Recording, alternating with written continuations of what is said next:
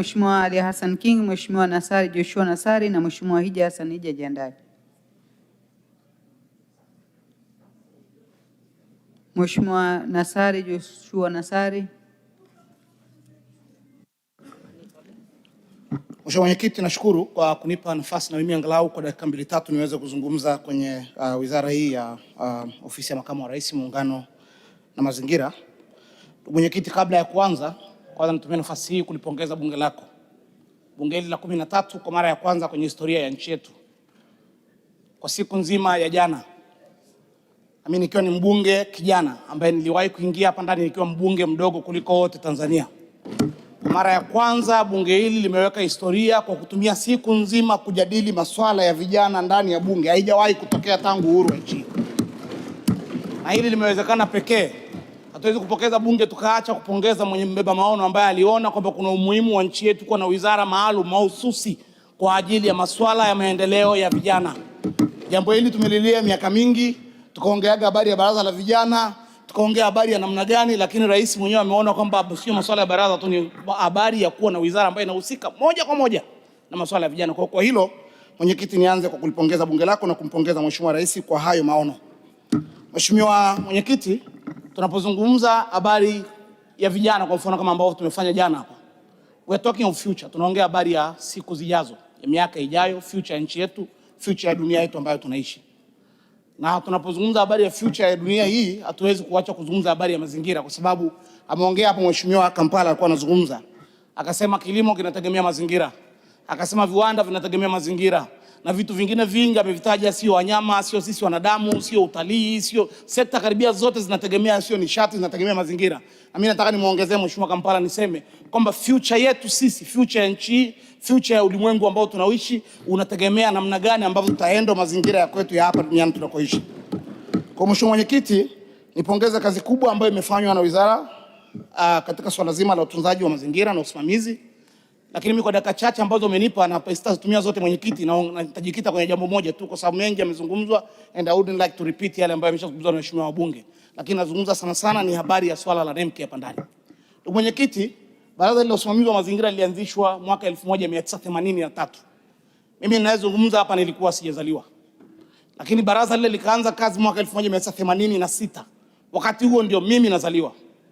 Lakini sheria ile ilitengenezwa na mazingira ya wakati ule na mazingira ya sasa ni tofauti. Dunia imekwenda mbele. Ni zaidi ya over 40 years, karibia miaka 50 na kitu sasa tangu wakati ule ilipoanzishwa baraza hili mpaka sasa hivi. Mazingira yamebadilika, mahitaji ya wakati yamebadilika, lakini sisi bado tumeendelea kubaki na taasisi ambayo dunia nzima wakati nazungumza habari ya mazingira, sisi tumebaki na taasisi ambayo haina meno, haina nguvu, inaitwa baraza. Sasa jamani, kule kwetu mitaani kule tunakotoka, tuna miji, sijui mamlaka za miji midogo, halmashauri zinasimamiwa na mabaraza ya madiwani. Halafu leo kuna habari hapa, habari ya kitaifa, habari ambayo dunia nzima inaongea habari ya mazingira na nini, tunaitengenezea baraza. Kwa nini hatuna authority? Kwa nini tusiipe mamlaka kamili kama ambavyo tumetoa kwenye mamlaka zingine? Leo wanyamapori tumewapa mamlaka kamili kutoka iko idara. Na mimi ni mjumbe wa kamati ya maliasili na utalii, nakumbuka ilivyokuwa. Leo ukienda TRA ni mamlaka kamili. Kwa nini haikuachwa ndani ya Wizara ya Fedha kwamba Wizara ya Fedha ndio ikakusanya mapato, ikusanye kodi, ikatengeneza mamlaka kamili? Kwa nini leo swala la mazingira ambalo ni nyetu tunalizungumza ndio future ya dunia yetu, lakini tunakaeka ni kama kitu fulani tukaatamie kakae huko chini alafu huku juu ionekane wizara? Mwenyekiti, kazi ya wizara ni habari ya kutunga sera na usimamizi wa utekelezaji wa sera. Lakini sio kazi ya wizara tena kazi hiyo ndio kazi hiyo kwamba ni kama ya kuatamia mpaka majukumu ambayo yanapaswa kufanya na mamlaka zingine ambazo zinapaswa ziache zifanye kazi hiyo. Hivi leo ungemuona waziri wa fedha yuko mtaani anakusanya kodi, anafanya nini? Unamuona afisa katibu mkuu, unamuona nani? Inawezekana kweli? Au muone waziri wa TAMISEMI yuko kule mtaani kule anasimamia, anahangaika na nini na vyoo? Tufanye ugatuzi. Na ndio maana kuna halmashauri huko chini zinafanya. Ndio maana kuna vijiji zina sheria yake. Ukienda leo kwenye kijiji wanaweza kutoa ardhi mpaka ekari 50, imepewa mamlaka kamili. Ukienda kwenye halmashauri hali kadhalika. Lakini leo hii sisi baraza hili la kwetu, baraza la mawaziri limekaa wamezungumza kuhusu habari hii, lakini kila siku bado kuna mkwamo. Kiongozi wetu mkubwa kabisa wa nchi amezungumza, ametoa maelekezo, na yeye akazungumza kabisa kuonyesha nia ya kutaka kwamba sheria iletwe hapa, ibadilishwe ili watu wa baraza la usimamizi wa mazingira wawe ni mamlaka kamili. Wenzetu Zanzibar, wenzetu kwenye muungano huu Zanzibar wana mamlaka inaitwa ni ZEMA, Zanzibar Environmental Management Authority. Sisi tumebaki hivyo. Mataifa yote yanayotuzunguka yote yanazo mamlaka kamili. Sisi tumeendelea kubaki hivyo. Kwa nini? Yaani kigugumizi ni kitu gani? Nini kinachotufanya tuendelee lag behind? I don't see a reason.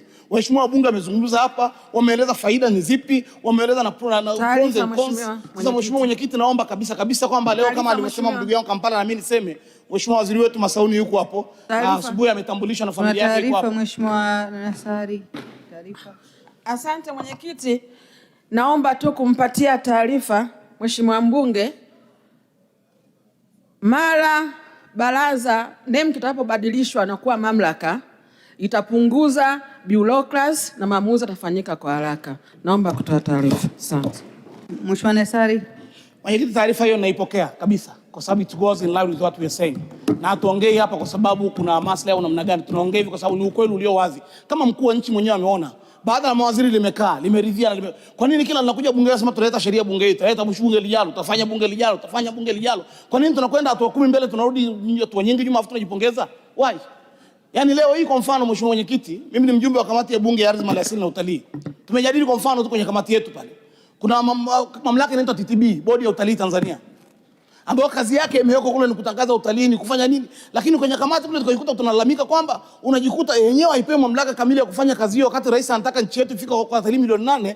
Sisi mamlaka ile ambayo inapaswa ifanye kazi hiyo ya kutangaza inaendelea kuwatamiwa. Unakuta wanaotangaza ni zile taasisi tu, TANAPA, sijui TAWA, sijui nani, wakati kazi yao ni kuifanya. Sasa sisi tunakwenda mbele tunarudi nyuma. Hali kadhalika kwenye swala la mazingira, tumeunda baraza hili hapa tangu miaka ya 80 mpaka leo bado tunaliacha vile vile, wakati dunia ndio hiyo. Kwenye masuala ya mazingira tunazidi kuachwa, tunazidi kubaki hapo tulipo, wakati wenzetu wanapiga hatua, sisi tunarudi nyuma. Mwenyekiti, imefika hatua sasa, Mheshimiwa Waziri, serikali tuletee sheria hapa, tufanye mabadiliko, watu wa NEMC wapate mamlaka kamili ili waweze kufanya kazi kulingana na mandate ambayo itatengenezwa na sheria husika. Mheshimiwa Mwenyekiti, baada ya kusema hayo, naomba kuunga mkono hoja. Asante sana.